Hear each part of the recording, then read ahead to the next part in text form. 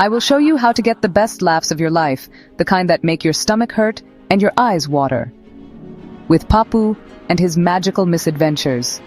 This is a story that will not only entertain you, but also teach you a valuable lesson.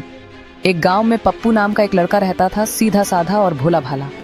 वह हमेशा कुछ नया सीखने के लिए उत्सुक रहता था। एक दिन गांव के मेले में पप्पू ने एक जादूगर देखा जो अपनी जादूगरी से सबको हैरान कर रहा था। उसकी हरकतें इतनी अद्भुत थीं कि लोग दंग रह गए। पप्पू ने सोचा, अरे ये तो आसान है, मैं भी ऐसा कर सकता हूँ। पप्पू को लगा, अरे ये तो आसान है। उसने ठान लिया, मैं भी जादूगर बनूंगा। वह घर पहुंचते ही अपनी माँ के पास गया और बोला, माँ, मैं जादूगर बनूंगा। माँ ने उसकी बात सुनकर कहा, बेटा, जादूगर बनना मुश्किल है। लेकिन पप्पू ने कहा, नहीं माँ, मैं बनकर ही रहूंगा। उसकी माँ ने उसकी दृढ़ता देखकर उसे प्रोत्साहित किया। अगले दिन पप्पू ने गांव के बच्चों को इकट्ठा किया और बोला, देखो, मैं तुम्हें जादू दिखाऊंगा। बच्चों ने हंसते हुए कहा, अच्छा, दिखाओ। पप्पू ने एक टोपी ली और उसमें खरगोश छुपाया। देखो जादू। टोपी खोली और खरगोश गायब। बच्चे तालियां बजाने लगे। पप्पू बहुत खुश हुआ, लेकिन असली मजा अगले दिन आया।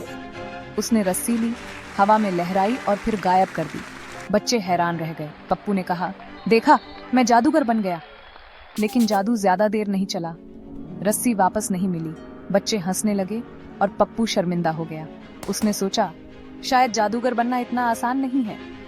उस दिन पप्पू को समझ में आया कि जादूगर बनना इतना आसान नहीं है। मेहनत और लगन से ही सफलता मिलती है। पप्पू ने ठान लिया कि वह सच्चे जादूगर की तरह मेहनत करेगा और एक दिन जरूर सफल होगा। तो दोस्तों, कभी भी किसी की नकल मत करो, अपनी मेहनत से ही आगे बढ़ो। ये कहानी हमें सिखाती है कि असली सफलता मेहनत और लगन से ही मिलती है। पप्पू की कहानी हमें यह भी सिखाती है कि असफलता से घबराना नहीं चाहिए, बल्कि उससे सीखकर आगे बढ़ना चाहिए। तो दोस्तों, हमेशा मेहनत करो और अपने सपनों को पूरा करने के लिए लगन से काम करो। यही असली जादू है।